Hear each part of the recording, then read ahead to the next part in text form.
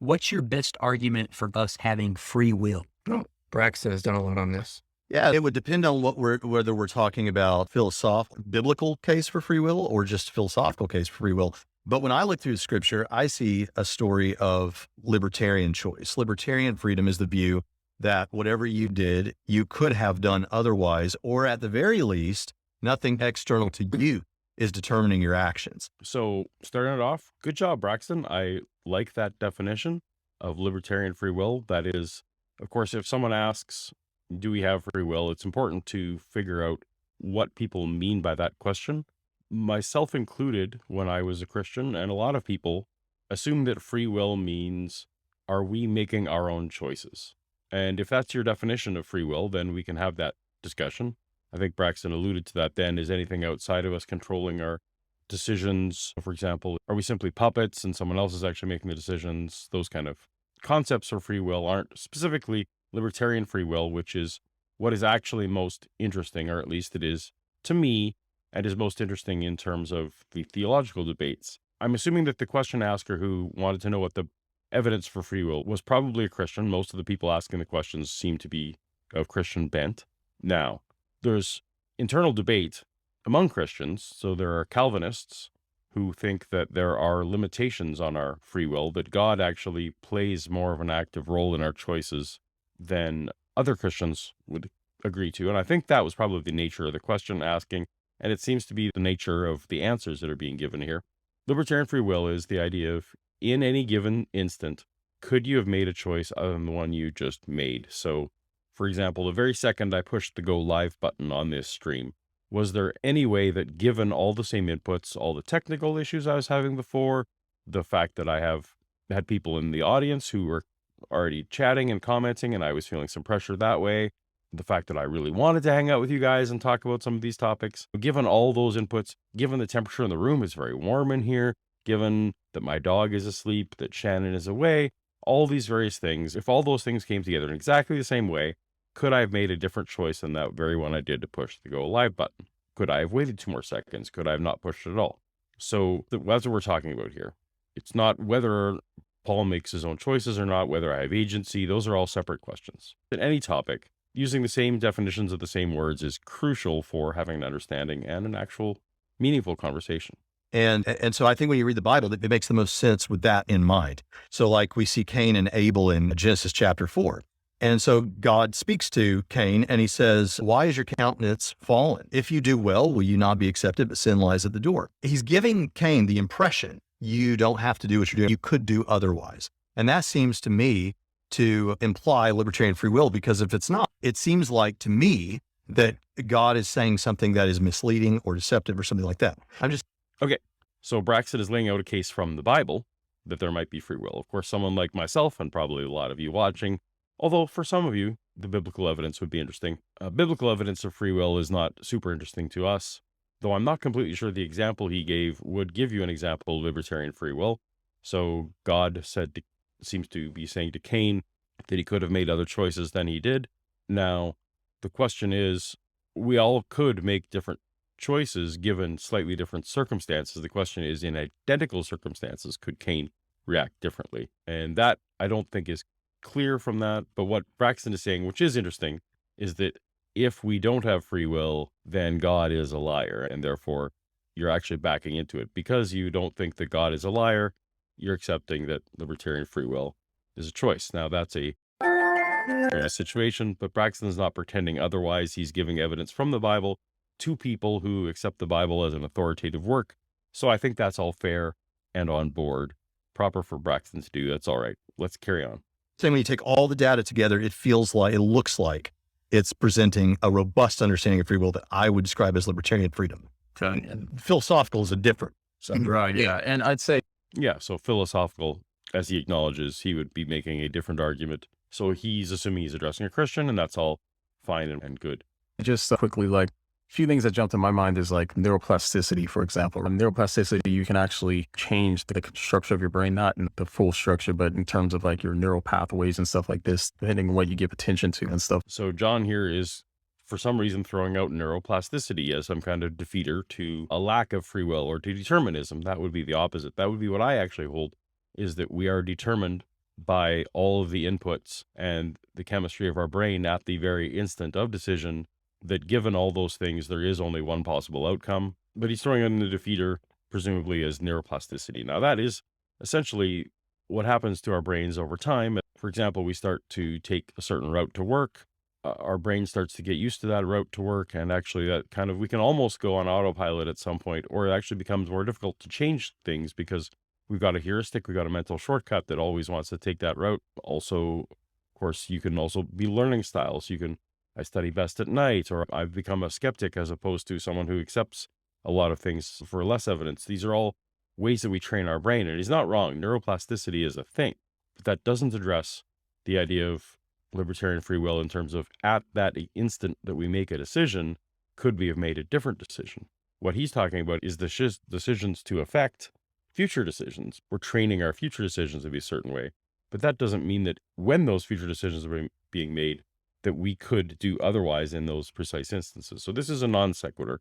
If a Christian brings up neuroplasticity, that doesn't actually affect free will. Neuroplasticity and the fact that we can even have we can learn things, knowledge, rationality, love, all of these things here. But on the flip side of it, yes, we can learn things, we can experience love, we can all have experiences in life, and those are part of the inputs with which we make decisions. I'm going to make certain decisions in my life based on the love of my children, that if my children for some reason didn't exist, this version of Paul without kids would have made different decisions. Of course, that's all trivially true. That doesn't affect, again, whether or not we have free will. This is another non sequitur from Jon.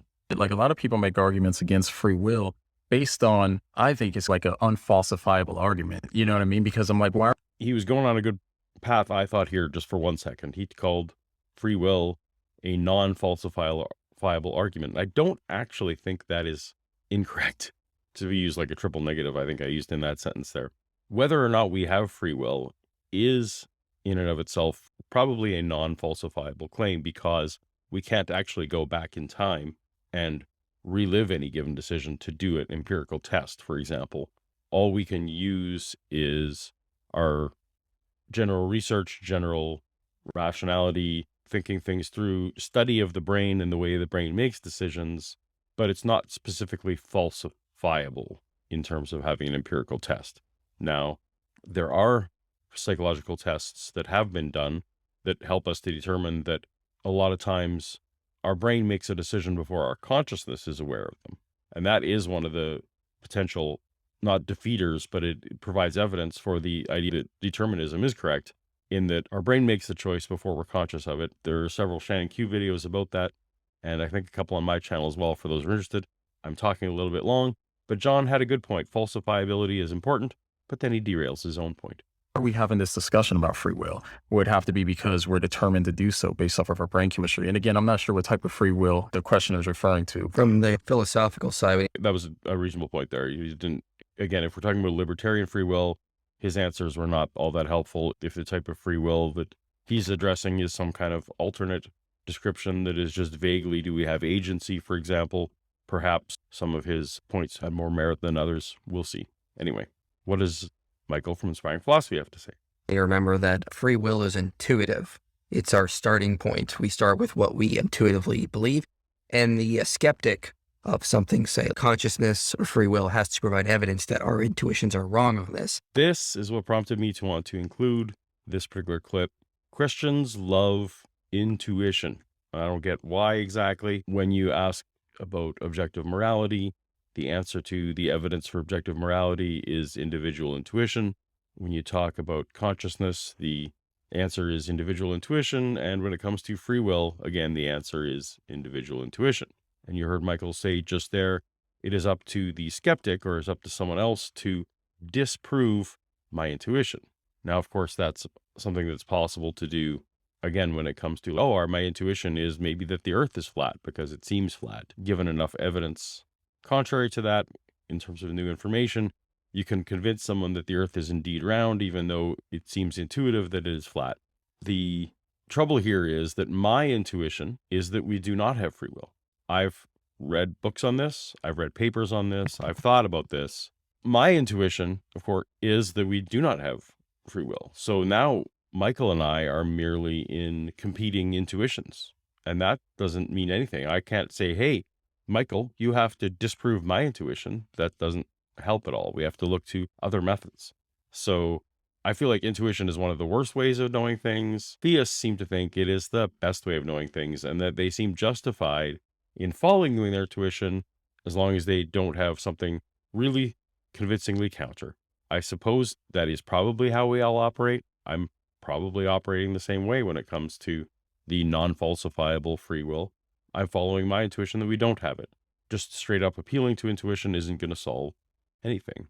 I don't think the skeptic has presented enough evidence that free will is an error. I think we do have free will. And the fact that we are conscious beings means we are self-aware. We're able to think and process information, unlike non-sentient things out there. So sentience has absolutely nothing to do with free will. They may seem tangentially connected. You probably need to have sentience in order to have free will if you believe in free will. But the fact that we are conscious, the fact that other creatures have levels of consciousness, again, doesn't mean that they have a libertarian free will, where the inputs could produce different results. Again, non sequitur. I think it's just natural that conscious beings have free will. And I argue from my intuition on that. If I'm wrong, the skeptic needs to show me why my intuition is wrong. It's not my job to show that my intuition is true. Technically speaking, they need to. Again, I don't think that's correct. That's a whole burden of proof shift. If I'm advocating that, Paul, because I think that we don't have free will, if I'm making that claim, then the burden is on me to provide evidence. I don't just get to sit back and throw to the theists and say, prove that determinism is wrong. Again, anyone making the positive claim has to put forth the positive evidence for that claim. We don't just get to hide behind, prove me wrong. Intuition or not. Show that my intuitions are wrong. If it feels like we have free will, that's our starting point. They then need to mount a good argument that we do not actually have free will, our intuitions are wrong. And to this day, I do not think the skeptic has done that. I alluded to some experiments, and I should have looked up the names of the experiments. If you look up in Google Scholar, look up free will and determinism, you will find some experiments, for example, where they've got electrodes hooked up to people and they're testing response times for lifting left and right hands, for example. They're able to determine via timing that we make decisions before we're conscious of them. If we are not making conscious decisions, the rational conclusion there is that if our consciousness isn't making those decisions, then it is some process other than free will for doing it. There is evidence for this. That's fine if it's not convincing evidence to Michael. I understand that he has a Christian worldview, and just as Braxton said earlier, if we don't have this free will, then our God is lying, and perhaps hell is unfair, and all those kind of things that cascade down from a lack of free will. So the Christian worldview really counts on this being true. Any attack on it is actually like a foundational attack on Christianity and almost any religion that talks about merit versus non-merit, even though I think Christians will say they don't. They do. Sin is a lack of merit. Moving on. But yeah, so I think when we're talking about determinism, we need to make sure that we understand we're talking about the ability to have done other than whatever you ended up doing, or nothing exterior to you determining your actions. There is a sense in which determinists and I both agree that they can have a free will on determinism. We can both agree they're not being coerced or in handcuffs or anything like that. But that's not really what we're talking about. We're talking about, do you have the ability to choose other than whatever you ended up choosing? Yeah. I'm not sure if Braxton was trying to rein the rest of his panel back in to what he was talking about because they were flying off the rails. I'm not sure. But again, that was actually pretty good, Braxton. I would agree with that general statement. Just because we don't have free will doesn't mean we don't have agency. Those are separate questions. Yeah. And I think the question, your best argument for free will, I think from what I'm hearing summary-wise, it's the most intuitive thing that we experience. And you would say that the biblical choice. The most intuitive thing we experience, again, I think is a terrible argument for anything. That's roughly the same as saying what's common sense, which again is just a way of saying I think it's true, so it is, or it roughly gives me the results I like. I don't know. Neither intuition nor common sense is actually an argument. Choices of choose life or choose death, choose this day, whosoever will come, those all imply some sort of choice. Is that combined with things that only make sense on libertarian understandings of freedom, in my opinion? Okay, scripture. Okay, good. Hopefully that answers the question. Okay. I'm not sure if that specifically answered the question for the viewer, unless they were saying, is there biblical support for free will? That is a long debate. I think you can look up Calvinist versus Molinist debates online and different Christians about whether or not there's free will. It's very interesting. It is foundational to the whole thing. I don't happen to think that we have libertarian free will. I think that we are determined. It makes sense to me, and the experimentation that I have looked at seems to bear out that our brains are making decisions based on all the inputs before our consciousness is aware of it. If our consciousness isn't aware of it, that wasn't a free will decision that could have gone one way or the other. It's like a coin sorting machine. That's an analogy I use. A coin sorting machine is making choices, is performing an action, is making decisions, but the only way those decisions can be made is actually predetermined by the size and the weight of the coin and the mechanism by which it sorts them. So, what do you think we have libertarian free will? Do you think Braxton and Jon and Michael adequately explained that question? Do you think Christianity hinges on free will? Maybe you don't even think it does. I would love to know what your thoughts are on the whole free will argument. Let me know in the comments. And if you don't have a specific comment to make, pick your favorite emoji and leave that in the comments.